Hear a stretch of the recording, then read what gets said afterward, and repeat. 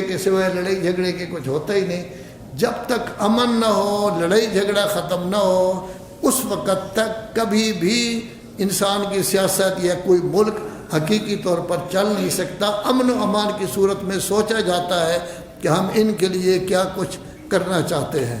اللہ تبارک و تعالیٰ یہ کہتا ہے کہ دیکھو، آپ کا کلچر بھی اسلامی ہونا چاہیے، آپ کی سیاست بھی اسلامی ہونی چاہیے۔ کلچر سیاسی کیا، اسلامی کیا، اپنے آپ کو اسلام کے احکام کے مطابق ڈھالیں۔ جب آپ مسلمان بن جائیں گے، اسلام کے مطابق عمل کریں گے، آپ کا عمل، ان کا عمل، ان کا عمل، ان کا عمل، یہ آپ کا ایک تمدن کہلائے گا، یہی کلچر کہلائے گا، یہی آپ کی ثقافت کہلائے گی کہ آپ کی ثقافت آیا ناچ گانا ہے یا اذان کی آواز آتی ہے تو آپ نماز کے لیے پہنچ جاتے ہیں، اللہ اکبر کی آواز دیتے ہیں، عید کے دن کیا سینمے دیکھتے ہیں، فلمیں دیکھتے ہیں، یا اللہ کے ہاں آ کے اللہ اکبر کہہ کر اللہ کی نماز پڑھتے ہیں۔ تو یہ در حقیقت ہر انسان کا اپنا اپنا انفرادی عمل، سب کا مل کر یہ گویا کہ کیا بن جائے گا، کلچر بن جائے گا، ثقافت بن جائے گی، تمدن بن جائے گا کہ یہ کیا ہے کیا نہیں۔ تو اگر ہمارا کلچر اسلامی ہے تو کلچر اسلامی کا تقاضا یہ ہے کہ ہمارے ائمہ معصومین علیہم الصلوۃ والسلام رات کی تاریکی میں خوراک اٹھا کر کئی لوگوں کے گھروں میں جا کے دے آتے تھے اور ان کو پتہ ہی نہیں ہوتا تھا کہ یہ کون ہمیں دے رہے ہیں یا نہیں دے رہے۔ تو اصل میں کلچر اسلامی ہونی چاہیے، سیاست بھی اسلامی۔ سیاست ہے کیا؟ کلچر تو ہر آدمی کا انفرادی فعل، سب کا جب مل جائے گا تو وہ کلچر کہلائے گا۔ سیاست کیا ہے؟ عوام کی مصلحت کو سوچ کر اس مصلحت کے مطابق کام کرنا تاکہ عوام کی ضروریات پوری ہوں۔ سب سے پہلی ضرورت ان کی غذا کی ہے، دوسری ضرورت بیماری ہو جائے تو صحت کی ہے، تیسری ضرورت علم کی ہے، چوتھی ضرورت جو ہے وہ امن کی ہے کہ امن جو ہے وہ ہونا چاہیے، اور پانچویں ضرورت یہ ہے کہ انسان ایسی زندگی بسر کر رہا ہو کہ اس کو کسی قسم کا خوف نہ ہو کہ میں نہیں ہوں گا، میرے بچوں کے ساتھ کیا ہوگا، باقی لوگوں کے ساتھ کیا ہوگا۔ یہی 4-5 چیزیں ہیں بنیادی کہ سیاست کا کام یہ ہے کہ ان تمام کے لیے وہ کام کرے۔ اور یہ اپنی طرف سے نہیں کہہ رہا، بلکہ اللہ تبارک و تعالی نے سب سے پہلی سورت جو نازل کی ہے اس میں ہمیں پڑھنے کا حکم دیا ہے، علم کا حکم دیا ہے، قلم چلانے کا حکم دیا ہے۔ اور اللہ تبارک و تعالی ایک سورت میں ارشاد فرماتا ہے فَلْيَعْبُدُوا رَبَّ هَذَا الْبَيْتِ، بیت اللہ کے رب کی عبادت کرو۔ اللہ کوئی بات بغیر دلیل کے نہیں فرماتا یا اللہ ہم کیوں عبادت کریں۔ اللہ تبارک و تعالیٰ 2 نعمتیں بتا رہا ہے، اطعمہم من جوع، آپ کے لیے غذا وغیرہ کا سامان مہیا کیا ہے اللہ نے، عمومی طور پر آپ کو مل رہا ہے، وآمنہم من خوف، اور آپ کے راستے، آپ کا گھر، آپ کا شہر پر امن ہو گیا ہے۔ تو امن ہونا بھی بہت بڑی نعمت ہے، غذا کا مل جانا بھی بہت بڑی نعمت ہے، صحت در حقیقت اللہ تبارک و تعالیٰ نے انسان کو صحیح پیدا کیا ہے۔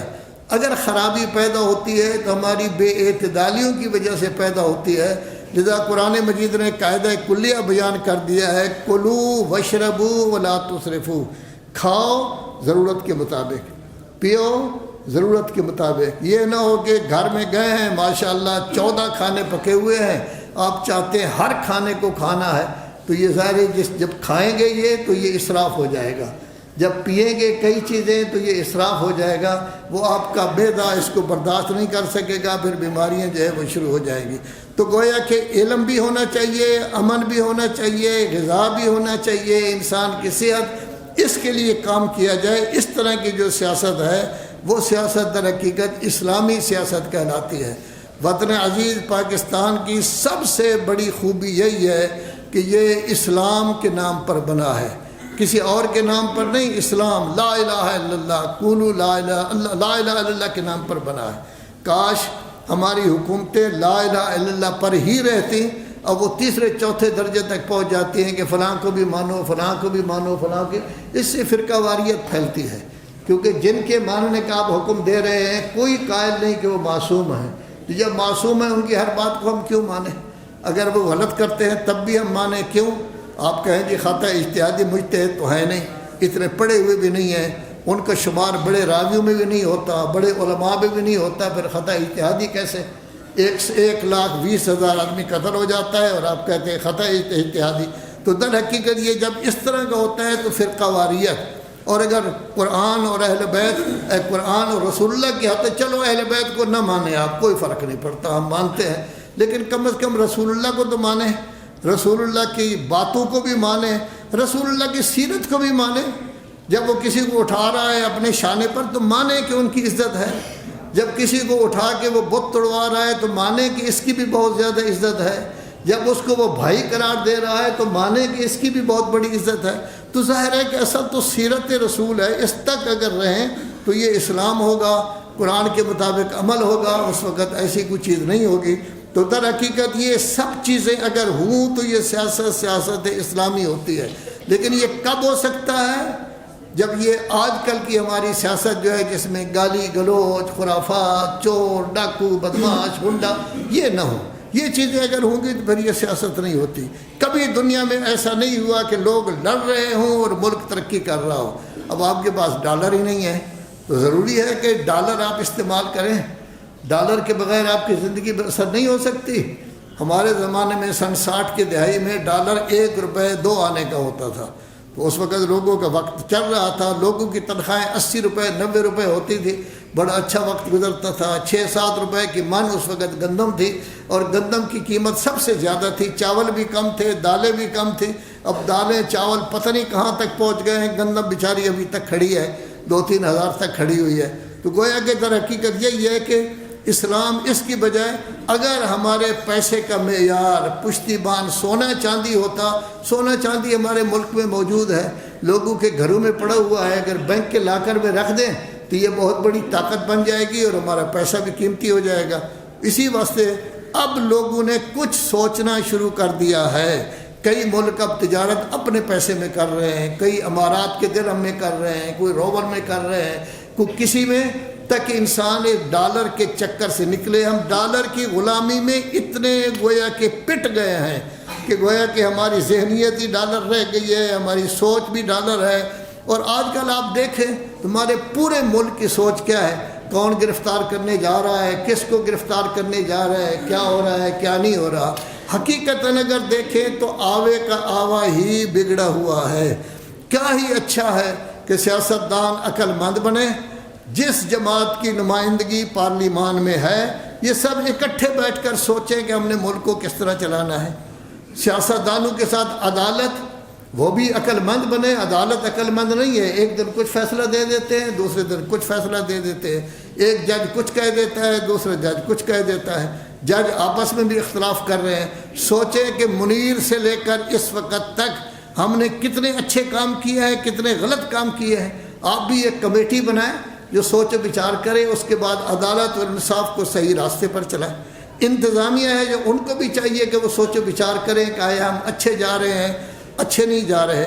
بلکہ میں تو کہتا ہوں کہ تمام سیاستدان بھی اکٹھے بیٹھے، ایک ایک کر کے وہ سوچیں، ہر شخص جو بھی کام کر رہا ہے وہ سوچے۔ سب سے بڑی مصیبت یہی ہے کہ جس وقت انسان آتا ہے اس وقت مخلص ہوتا ہے، چند دنوں کے بعد اس کو پتہ چلتا ہے مجھ جیسا کوئی نہیں، میں سب سے بڑا ہوں، میں طاقت ہوں، میں قوت ہوں، میں فلاں ہوں، میں فلاں۔ جنرل ضیاء الحق صاحب نے کسی زمانے میں ایک میٹنگ میں کہا تھا میری کرسی مضبوط ہے۔ یہ لفظ نہیں کہنا چاہیے، عام مجمع میں نہیں، یہ کام نہیں ہوتا۔ یہ زبانوں کو کنٹرول کریں گے تب اچھے لوگ کہلائیں گے۔ تو انہوں نے یہ کہا میری کرسی مضبوط ہے۔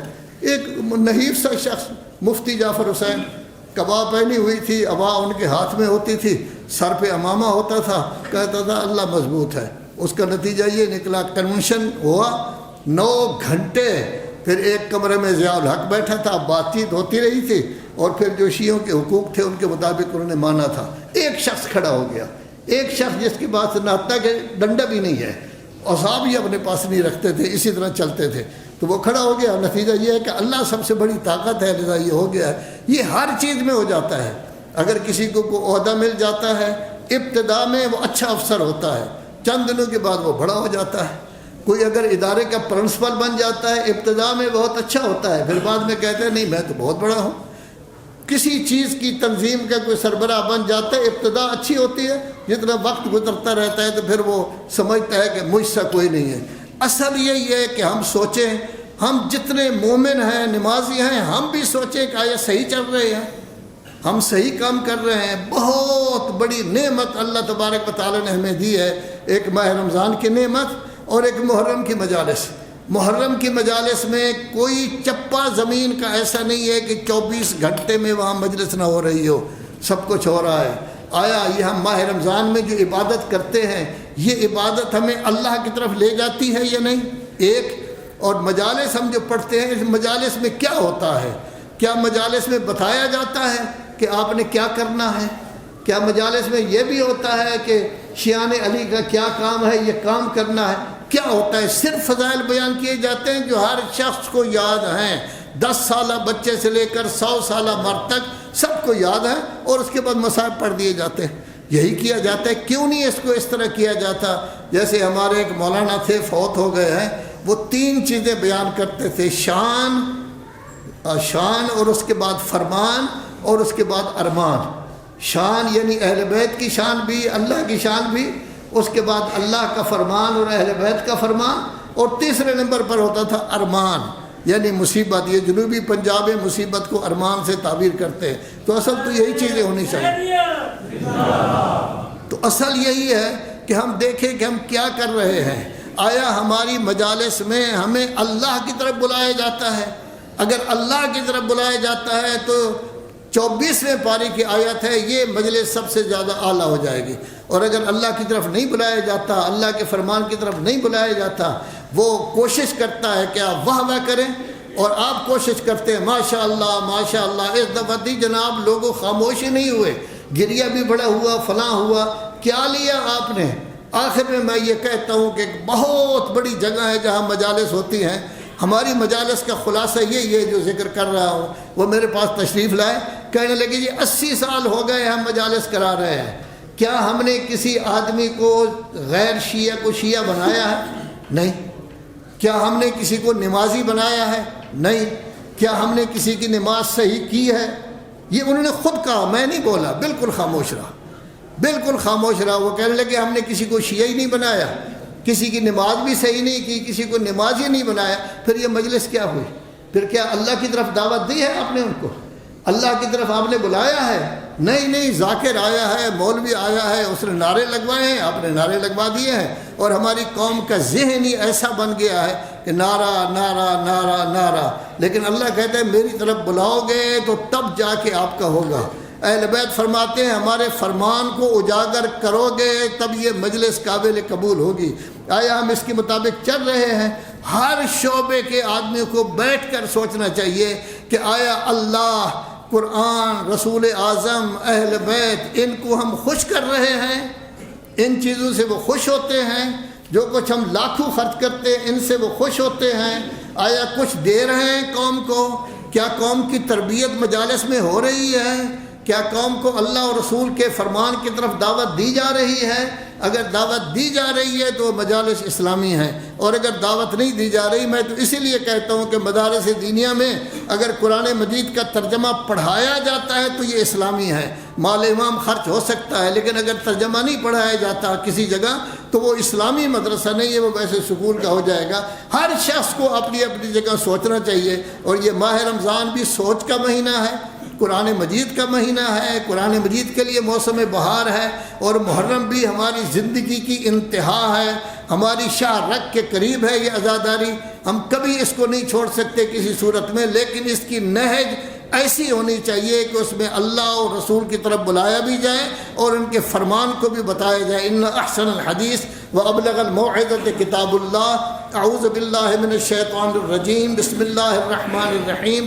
والعصر ان الانسان لفی خسر الا الذین آمنوا وعملوا الصالحات وتواصوا بالحق وتواصوا بالصبر۔